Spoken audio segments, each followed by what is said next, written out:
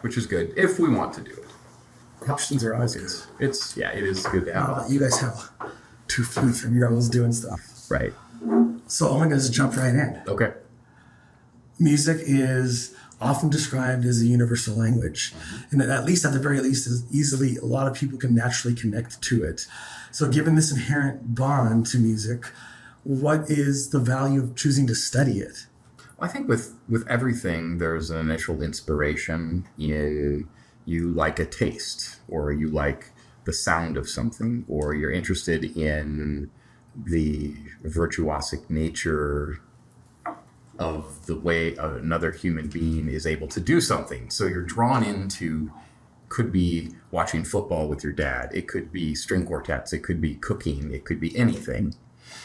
And there's that surface inspiration that you're just like, wow, this is really cool. And music, certainly, most of it is intuitive. That is, you don't need to read music. You don't need to study it to grasp a lot of its power. But I would say that in studying anything, whether it's cooking or football or whatever, the more you see, this is certainly true for me. I know it's not for everybody. Some people just hate like the concept of studying anything. But for me, the more I know about something, the more I want to know about it. And so the value of study, I think, is just developing a language to apply to phenomena that you find awesome or inspiring, and then can talk about with another person like, oh my God, this is so cool. It's called a blah, blah, blah.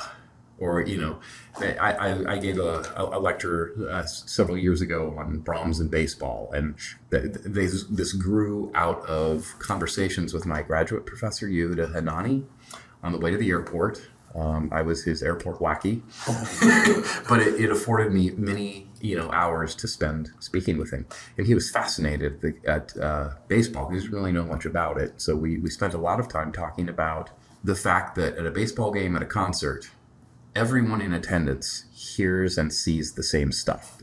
But some people hear and see more. And our perception of a thing is entirely created up here. Entirely, both from the sensory perspective, but also most of it is from the way that whatever it is that we're witnessing, again, food, could be a baseball game, whatever, is colored by our experience with that thing, our emotional perspective to that thing, could be even nostalgic. You used to go to baseball games with your dad, so it has that connection too. But one of the things I love to bring up as an example is we all might see the same play where a person hits a grounder to the right side, the second baseman, picks it up and makes a routine play. The casual observer might think nothing of that play. The person that knows what's going on might know that the second baseman moved 12 steps to their left because their study of that batter and the type of pitches that the pitcher was going to throw said that the probability is that they're going to hit it to the right side more than they're going to hit it to the left side. And so the second baseman made the play before the play was ever made. And this is one of those things that if you don't know anything about it, you miss out on so many wonderful details. Not that they're necessary, but I always find them more enlivening. This is awesome. This is like almost the opposite of the Dunning-Kruger effect, where the more you study, I need to know more, or there's more. That's so cool. I love that. Well, you've been in higher education for the better part. You've taught at the university level at the better part of 20 years, 7 of which you were the head of the music department here at Minot State, where we're filming this. I'm wondering how the dual role of educator and administrator, did that change or reshape or reframe your perspective on music education? Yes, definitely. As an administrator, there are different ways in which you affect students. And that's really why we're here. I'd say that 99% of what we're doing is affecting, or at least the way I approach it is it better for students? Is it going to serve students? Is it going to help them? And then I guess the other 1% would be, how are we serving the field? How are we advancing the idea of education? So as administrator, one of the things I got to spend more time doing is supporting other people in their ideas. So finding ways to fund their projects or finding ways to fund things that they were interested in doing, finding ways to fund infrastructure changes that would upgrade our facilities, upgrade our software, upgrade our things, always thinking, trying to be not at the forefront, but trying to be a couple steps back with technology, like what works, what's cost effective, and what are our students going to use. When it's my own, just me focusing on my classes, I might approach the chair saying, I want to use this software in my class. As an administrator, I'm thinking, how many teachers are going to use this software? Is it the most effective means? Should I ask the teacher to try 3 types of software and have a conversation with 2 colleagues to find out which is the best? Also working across the campus and community to try to fundraise for stuff. There's a big part of that. And I guess the other way, other than sort of raising and supporting people's projects, the other thing that I really enjoyed was the opportunity to think broadly about the curriculum that we offer, how the specific courses fit into the broader scheme of things. And I'm a little bit restless by nature. Restless is a word which here means I'm interested in tweaking to make it better. Always interested in tweaking to make it better. And I think sometimes I tweak and make it worse. But there's never a moment, no one could ever accuse me of using the same lesson plan I used in 1993, because it worked, damn it. I'm interested in absorbing new material. And so that was, I think, every administrator probably thinks more of their failings than their successes. But when I think of the things I'm most proud of, it's definitely the way I was able to gather information and opinions from faculty and push curriculum forward and support students. Now that I'm back in the classroom, I actually am kind of teaching a class I've always wanted to, which is history of rock and pop. Mm-hmm. And so my concerns as a teacher are, how do I support those students? So now I'm in the role of going to the chair saying, I want this and I want this. So one of the things I want to get, actually, what I'll be proposing here in a few weeks, is I want a reel-to-reel system, and I want a record player, and I want CDs and cassettes, and I want all of it so that these students can witness the progression of media throughout the 20th century. Just even hearing you laying out all this stuff, it makes the first thing that strikes me is, why would we ever have administration that also isn't have their heart or mind in education at some level? It seems like what affects what you've said, what affects the much so much, like the most die answer, but maybe that's for a different conversation. Well, that raises then I'm wondering, to teach someone, does there first need to be a shared set of assumptions? Like, what is music? What is art? The value of aesthetics, things like this. Does that need to exist first? I mean, we only see the world through our own perspective. My world was changed at many times through people that I met, and there was no forethought or plan for me to change.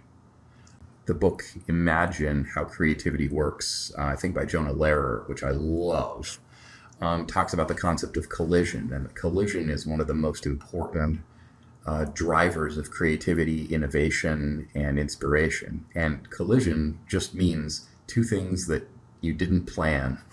You just happened to sit next to this person on a plane, or you were walking past a store and you heard music that you wouldn't have encountered. You smelled a smell of walking past a deli of food you'd never encountered, and you went in. So collision is really, really important. Frame the question again. I'm just wondering if there needs to effectively be able to teach at least the higher education level, if there is a set of assumptions that needs to be there first, or if it can start on a completely blank slate, even though it's never blank, but just how that affects how one's able to teach. Again, our own personal perspective, but for me, all of those moments in my life where I encountered someone, I had no assumption I just encountered something that was inspiring and life-changing. And I can think of my best friend in high school, who happened to be an amazing pianist, And he was actually the reason I thought I wasn't a good musician. I was like, oh, he's a musician, so I'm not a musician. But just hanging around him made me a better musician, even when I assumed I wasn't a good musician. And gave me this vocabulary and experience that when I decided in college, oh, I love music, he'd already pulled me so far forward just by being in his presence. Then my undergraduate teacher, who just taught me how many colors and shapes and emotional pathways there are in music.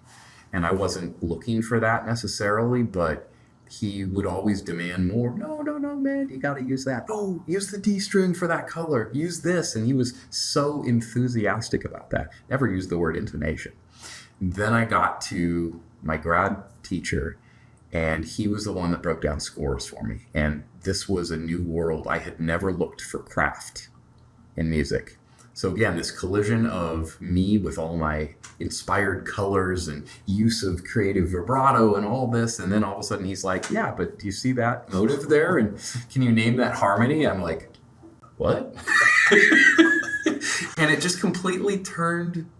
You probably know me as like someone that's always thinking about form and harmony and that. And as a 22-year-old, I wasn't that at all. And I met this guy, and he just changed.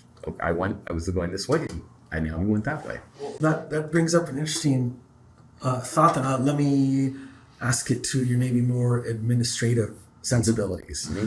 Is an administrator, how concerned are you with what a music student is going to face once they leave school?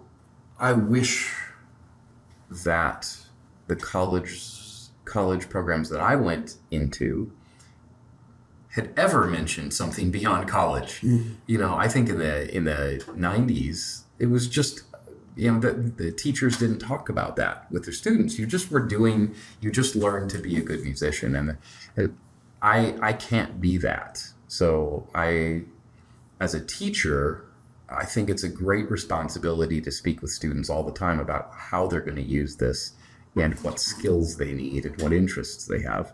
If they're a music educator and they're going to go into the public schools, it's a little more of an assured pathway. They're going to get a job, and we want to prepare them for that job. But for the BA student or the liberal arts student, man, that is a question that needs to be explored monthly, all throughout undergraduate. Is this what you want? What are you going to do with it? What kinds of experiences could we curate along the way that gives you a chance in an incubator to try setting up concerts, to try to find a sponsor, to try to learn how to make video and audio recordings, to whatever their entrepreneurial venture is. So I think as an administrator, kind of to your point that you inferred, God, I wish administrators were good at the thing that they're administrating. Mm-hmm. Too often it's become, in fact, I read a really interesting article that was talking about some of it's totally related to your question. An article that was talking about the failings of Boeing and other companies. And what they company, not the actor. Right. Boeing, the airplane company.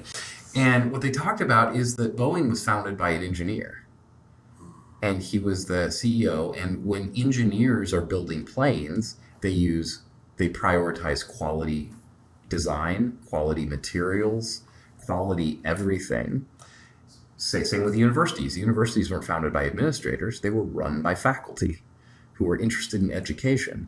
Well, we've gotten to this idea that people in administrative roles come from the financial sector. They have business degrees. They have financial backgrounds. And it's not surprising. What does an engineer prioritize? What does a musician prioritize? What does a person in finance prioritize? And it's not surprising that most businesses have become more interested in the bottom line or in IPOs or in shareholder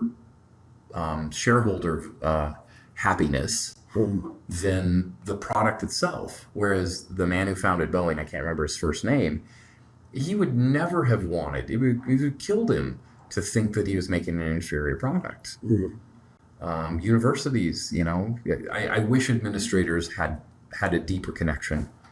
I think it's critical, I guess is the answer. So that's at the administrative level, and all the examples that you're giving are at a very practical, societal level, removed from music. I wonder if I can, I want to see if I can reframe that in specifically the music world of education, and just see your thoughts on this. That it seems like the goals is if we frame education or higher education from as early as the 1400s to present, there's been a huge shift in perceived goals. At least it seems like at the onset, it was more about inquiry, debate, critical thinking, basically the exploration of a subject. Moved to the early turn of the 20th century, and there's maybe slightly altered goals, or maybe some subbed in. Certainly increased accessibility to education as it becomes a priority, but also encouragement of civic engagement, but especially the pushing of specific workforce training. And I'm wondering, I'd be curious to hear your thoughts on what the two avenues can offer. One being truly just exploring a subject versus training specifically for one particular vocation or job. Right. This is right at the heart of what I feel are my greatest successes and my greatest failings as a teacher. Because inspiration, which is the fount from which creative projects come, I think is a personal thing and an individual thing and cannot be prescribed. Meaning, I go to a festival in Boise, I see kids that need a certain thing, and I respond in a way that I think will serve them, but also matches my passions. So I'm not looking for, what did so-and-so teach me to do? What did so-and-so? I just have this idea that my job is to read the situation and use any solution I come up with to help. And so what I think this requires is a great degree of persistence to learn things, but also an exploratory concept of learning. And that's what I value with students. I want to, show them, oh, look over there. See, isn't that interesting? And hope that if they are interested, they run towards it. But show them 12 things and say, isn't that interesting? And isn't that interesting? Here's a little bit of it. And I wish that more classes were geared towards like that kernel of inspiration followed by a guided opportunity for students to develop their own passions. Because students solving problems in an authentic manner as teachers is going to be better. I shouldn't teach like you, and you shouldn't teach like me, and you shouldn't try to be your dad. You should learn from your dad, but you have to teach and solve those problems. So when I go to the Suzuki camp, I solve them the way I solve them. That personal level of education, I think, is where college is failing by trying to package things in a class and a one-size-fits-all, which might be very well organized, but oftentimes misses we're going to try and curate the self-confidence in students to take risks, to try their own ideas, to fail with those ideas, and to develop skills in solving problems in a unique and creative way. That's hard. Yeah. Can that methodology square with the idea of administration in its most ideal setting, putting thought and care into what music students can experience when they leave school? And then can those two together square with an economy or society that seems to be much more based on bottom lines? Or are those at odds with one another, this methodology that you described? Right. Well, there's certainly a collision in the bad way of those two concepts. I mean, it's hard to make money in a field that increasingly sees music as something that everyone is entitled to, on TikTok or on YouTube or on whatever. And you can try to be the one in a million that gets all the followers and therefore has a subsidized life, and you can curate that. But man, it's what we produce it's hard to monetize that. This is something that you could speak on with much greater intelligence and experience than I could.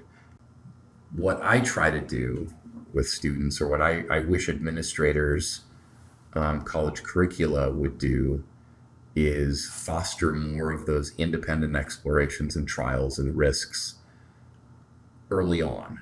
An example, but it's hard because the curriculum doesn't change. I mean, probably university curricula are the least flexible thing on the planet. It's really hard to get to replace these credits with those credits, because these credits are someone's passion and they've used them all these years, and you can't just add more.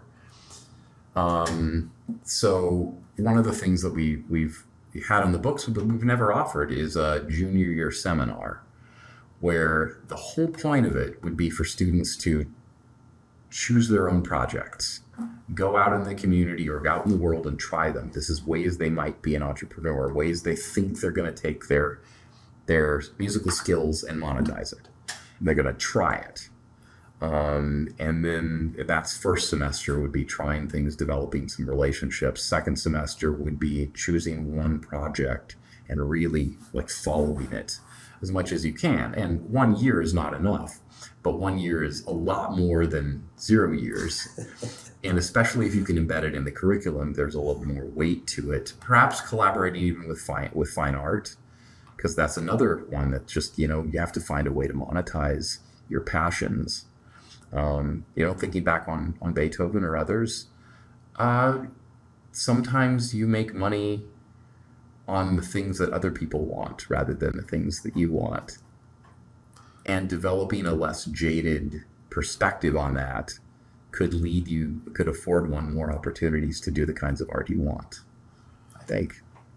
This explorative method of education, whether it be from the teacher, administration, or student side, is it possible to truly explore a subject without challenging one's own presumptions, or at least entering, even in a small bit, the arena of mental discomfort? Are those things needed to truly explore? Yeah, growth. Growth is, I think, the best thing.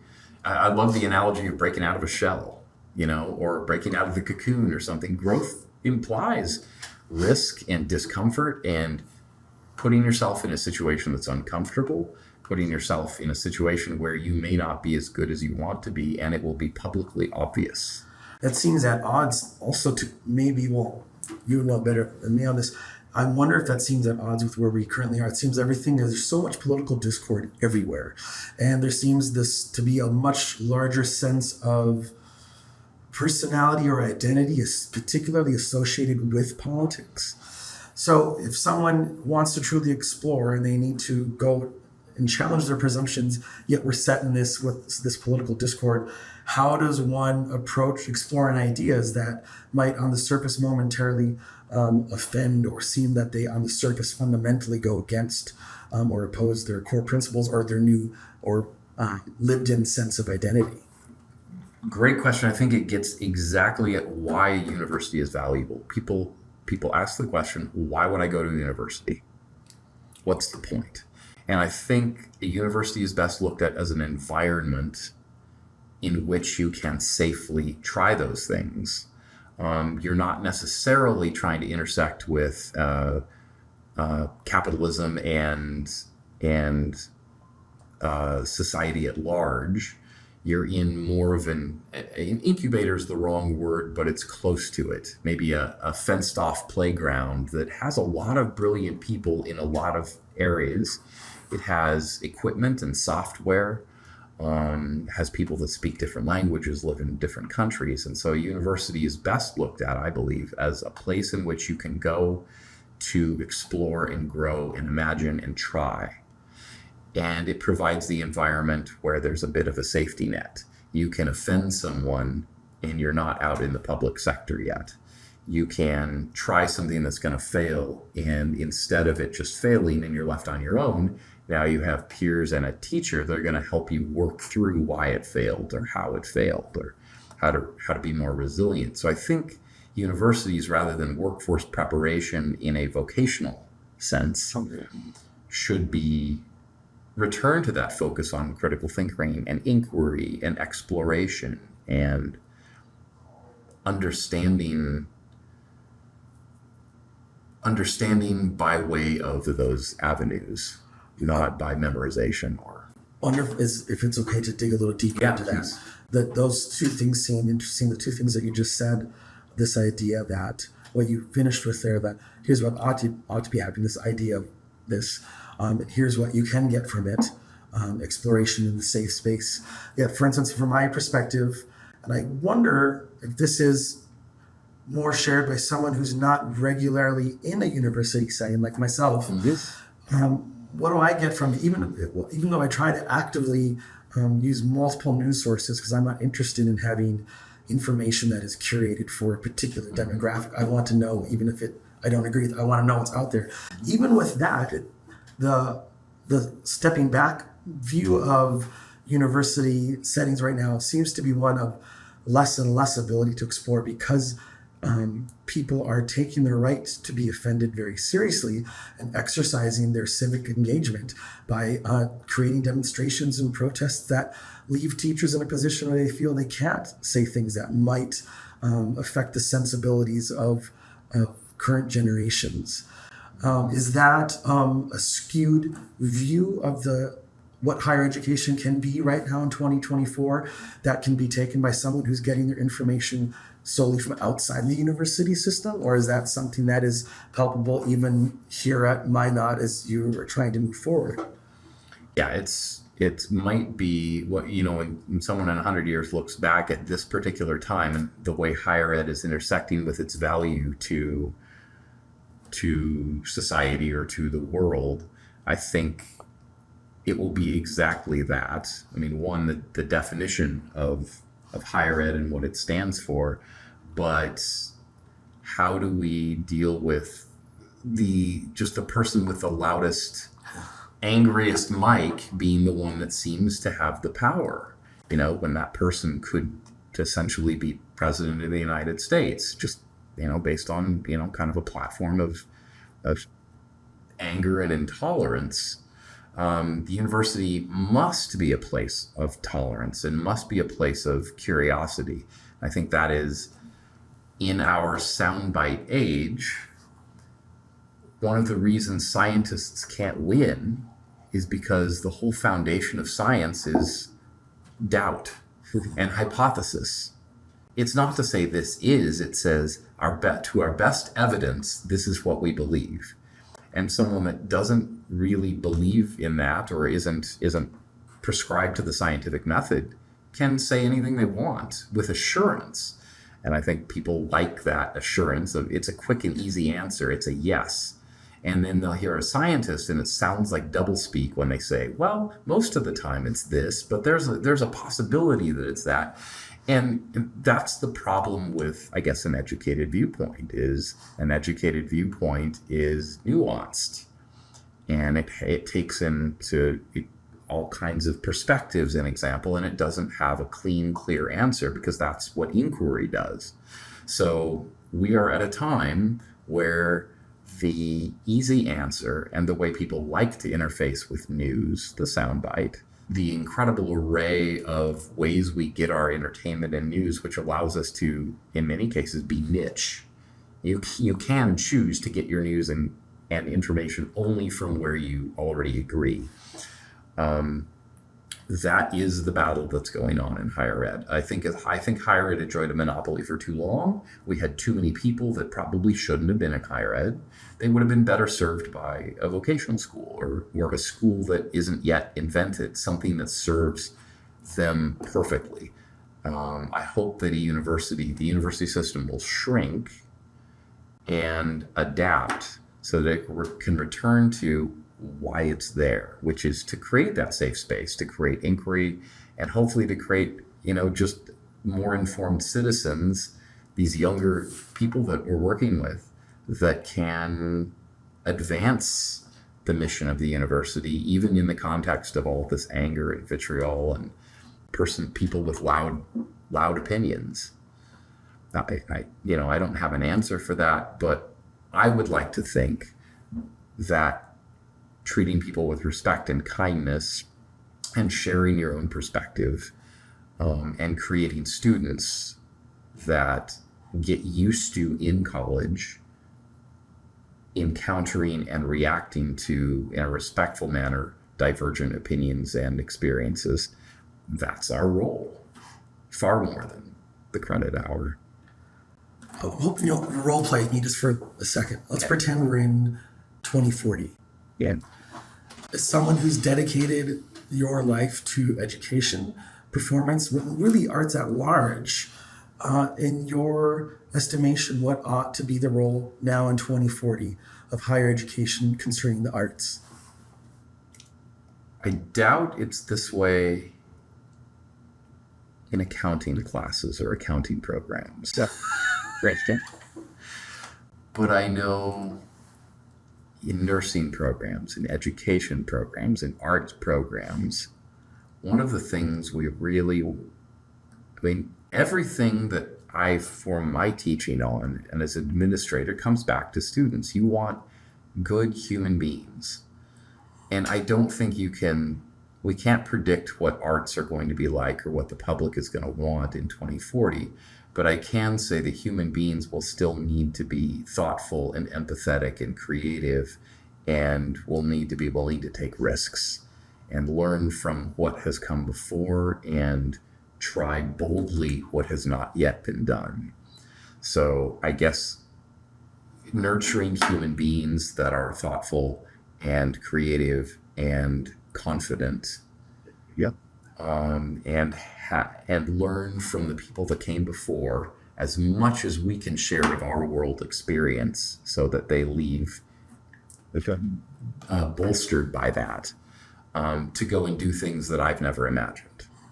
And that sounds pretty obtuse as opposed to specific, but I don't think the mission will change. It's about human beings and about creating thoughtful, good human beings. And everything I want to do in every day is just create those sparks. I say me or I, and